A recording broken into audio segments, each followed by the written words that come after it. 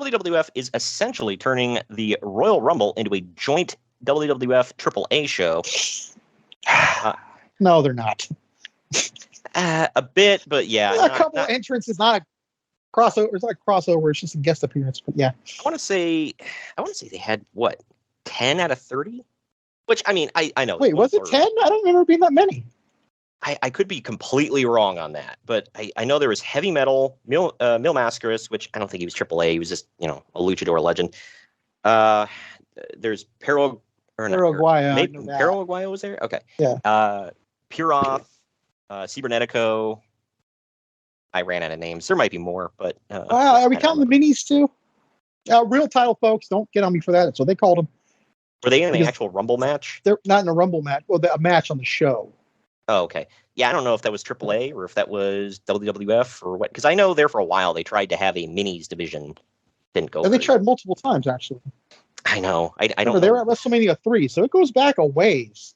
Like, I can't fault them for that completely because it's like, hey, you're getting them work, and some of them really could work. Like, seen Hornswoggle.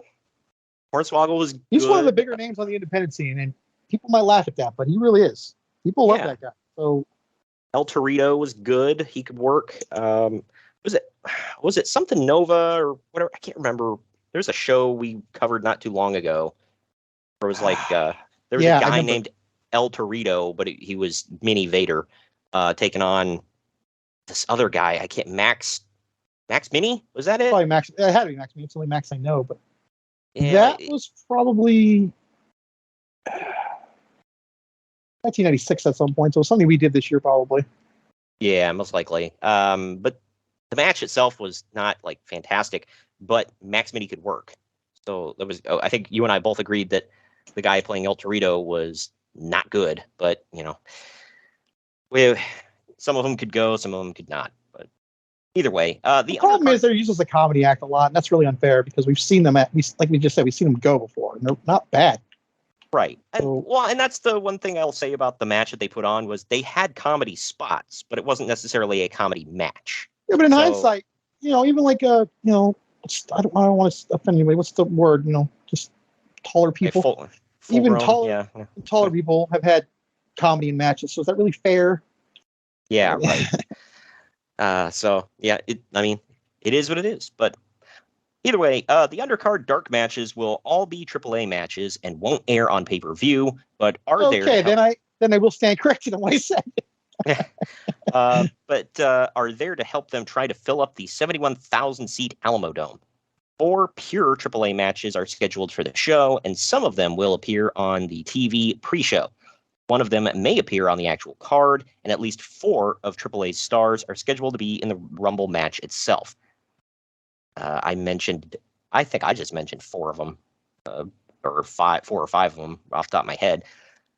Anyway, despite being close to the border, AAA has never been able to draw in San Antonio, and mixing their matches into a WWF show probably won't help them draw the Latino fans that they're hoping for.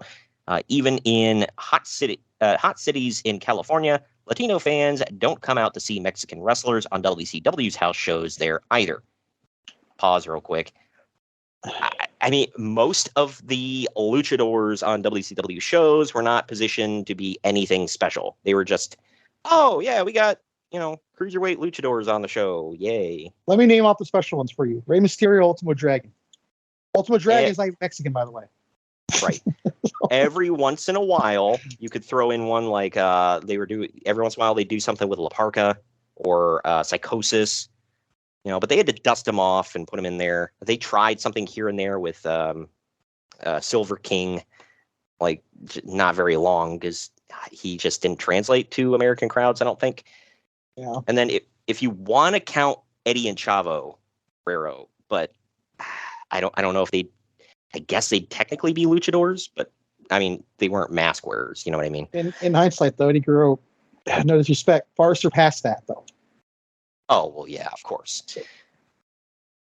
But, yeah, I mean, I had heard about this as well. I'm not going to lie, I'm not a big fan of specific, like, Mexican wrestling. I don't go out of my way to watch AAA or anything.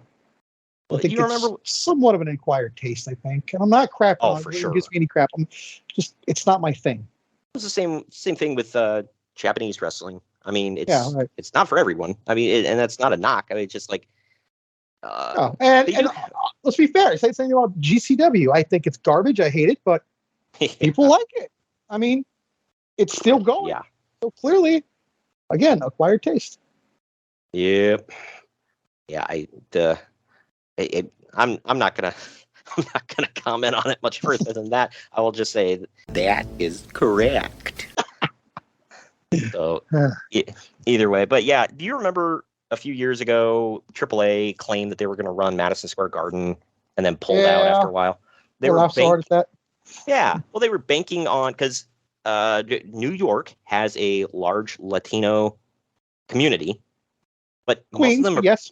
Well, yeah, but most of them are Puerto Rican. I don't think a lot of them care about AAA, and there's not enough of them. And Puerto Rico's got their own big thing too. So right, and I don't think enough of them give a damn about AAA, like specifically. But I don't know. I'm not a marketing expert, but I'm just saying that you shouldn't just be going after like your demographic. Like, AAA, got to get the Mexican demographic. That's a horrible way to do things. You should be trying to get anybody and everybody.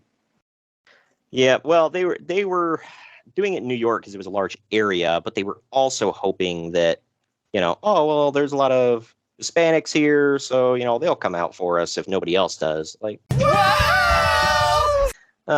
not so much. But getting back to the story here, but there's hope that the WWF's huge marketing push in the city, that this may work out better than it has in the past. So far, around 9,000 tickets have been sold, and there's still 6 weeks to go, which is a good sign. But on TV, WWF is heavily hyping the 71,000 seat capacity of the arena, so even if they manage to sell 30,000 tickets, it would be considered a disappointment considering how hard they've been pushing for 71,000. The total attendance of 60,477 actually became the highest record live crowd in the Royal Rumble's history, with the 2017 edition of the event held at the same venue being the second largest. And 2023 being held at the same venue. Let's see how big that one does. It's already It's already the most. I believe they said it's the most bought or sold tickets in Royal Rumble history. Oh wow! So, by the way, now in the archives, Royal Rumble 2017. Remember the Rumble. That was a good Rumble. 1997 was. It was one that I remember for sure. I liked it. I've seen it quite a few times. The first time I ever saw it, because I didn't start watching wrestling until later on in 97, so I missed the Rumble. Plus, I didn't order pay-per-views at the time. But the first time I ever saw it was renting the cassette tape from like Blockbuster or whatever the hell.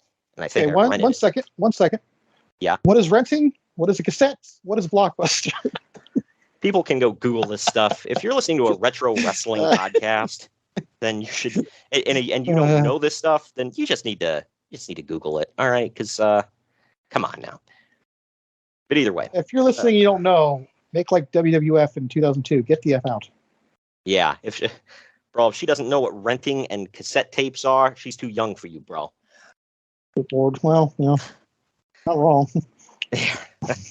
She might be one of Leonardo DiCaprio's next girlfriends. Anyway, or George Clooney, whatever. It's one of those handsome dudes that gets all the young chicks. But I think he finally got harpooned, man. How about that? I mean, don't get me wrong. The one that saddled him up was not exactly somebody to kick out of bed for eating crackers, but either way. Good Lord.